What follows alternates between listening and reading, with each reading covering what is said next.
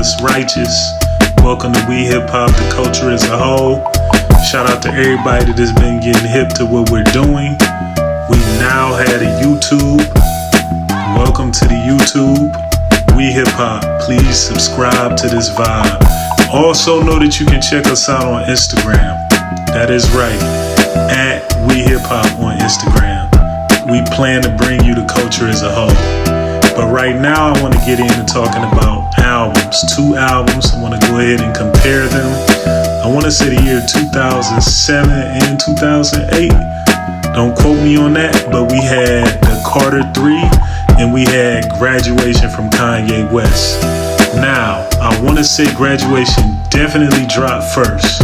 When Graduation dropped, if you remember, 50 Cent went on a marketing plan scheme to go up against Kanye West. So that was the biggest thing out, right? That's all everybody was talking about. And as you can see right there, Kanye won the Grammy.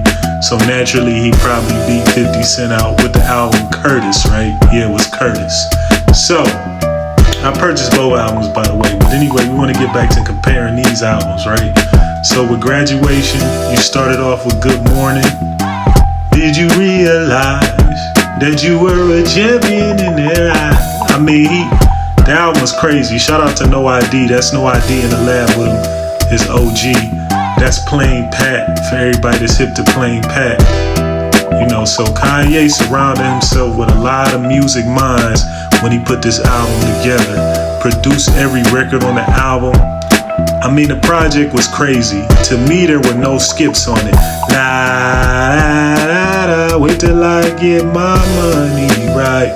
And when you find out that track was made from Jeezy's ad-libs from another track, I mean, the man was a mad scientist. Everybody just wake up and understand what Graduation was. Again, like I said, no skips on the track. I gotta go for mine, throw your hands up in the sky. When it got T-Pain, I remember hearing Kanye say when he does albums, he tries to get people on the album that define the culture at that moment. So he went ahead and did that, getting T-Pain. So, I don't need to go all over the album in detail. Most of you have heard it, right? You should know how it sounds, and 2023 is the year right now.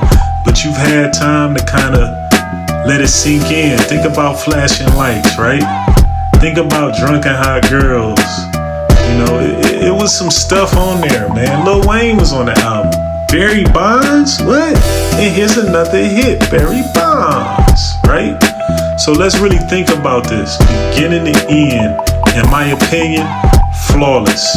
Not to mention the cover art, the artwork. When it got an actual artist, I want to say the gentleman was from Tokyo or somewhere in Japan. I could be wrong. But when it got that man who was a legend, right? So everything Kanye did, he almost made that album like a motion picture. Yeah, and let's not forget about the record Stronger as well. I once heard a story where Kanye called up Timbaland because the drums were not hitting enough on Stronger. Actually, I saw Kanye say that out of his own mouth. You can look that up on YouTube. And they kept redoing the song, reprogramming the drums. Kanye said he was always obsessed with his drums hitting like Dilla's drums.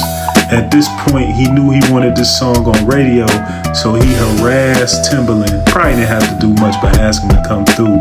And Timbaland worked on that with him and probably some other people. He said they had like over 20 versions of the song, something ridiculous. And he said when it was all said and done, they went with the first version of the song that he thought was perfect. So that's how meticulous Kanye was about making sure that this album was legit and fire. Look at the Jesus piece on the college dropout there. Finally graduated and got a good ass job. You heard? In hip hop. What you think I rap for? To push your effing rap for? You feel me? So let's just really reflect on that and what the album is. That is Graduation. Do me a favor after you're done listening to this.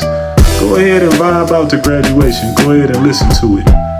And really put yourself back in that mode and that zone and how music was at that time and how influential Kanye was. I want to say his clothing line Pastel was being developed around this album, but it didn't come out till 808 and Heartbreak.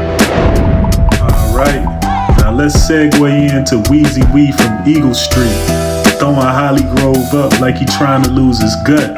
You see this right here?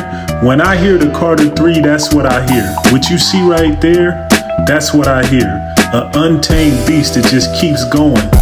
Didn't do anything but drink water and tea and double cups and get back in the booth and spit fiery flame, right?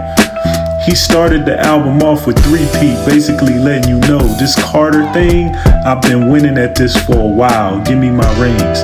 These were the vibes, you know what I'm saying? He had Jay-Z on the album. Mr. Carter?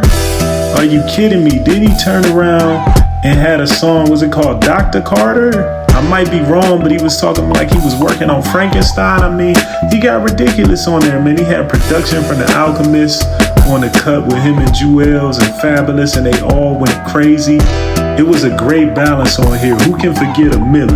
You know, a Millie was nothing but a beat and was on radio, man, and he was just spitting straight bars on radio, man. He was shining like his grill. It was that real. And at that moment, we had heard Wayne spaz out, we had heard Wayne do some things, but we had never heard it to that level with everything packaged together so properly like that.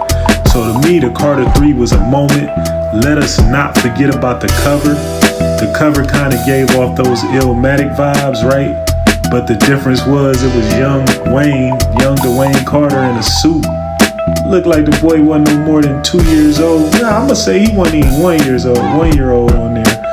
And then he has all of his tattoos and his rings and stuff like, look what you made this baby, you know? So now y'all gotta hear what it is on this album. But yeah, overall the album was so balanced. Speaking of a baby, not talking about baby, I'm talking about Babyface. He had a song with Babyface telling the ladies don't get comfortable. Man, if they would have shot a video for that, that would have gone crazy. And then moving along, he also had Miss Officer, and that was crazy. And I didn't even know that was Kid at the moment, but Kid was on there. I mean, it was so many records. I think Graduation was 13 records. The Carter 3 was 16 records, if I'm not mistaken. I will say there might be 1 or 2 songs that I do skip on the Carter 3. Doesn't necessarily mean that they were album fillers. It's just sometimes I can skip them. Whereas with Graduation, I don't necessarily skip any songs. I can ride straight through and vibe to it. Now my question to everybody that's listening to me all the way through to this moment, which album is better and why? Are we rocking with Wayne or are we rocking with Kanye? Are we rocking with this untamed beast lyrically? Or are we rocking with Kanye? And don't forget about the record Lollipop too. I gotta shout that out. Pardon me. That was a hit. R.I.P. Static Major. They both were in the clubs. They both were in the streets. We hip hop, the culture as a whole. Let me know something.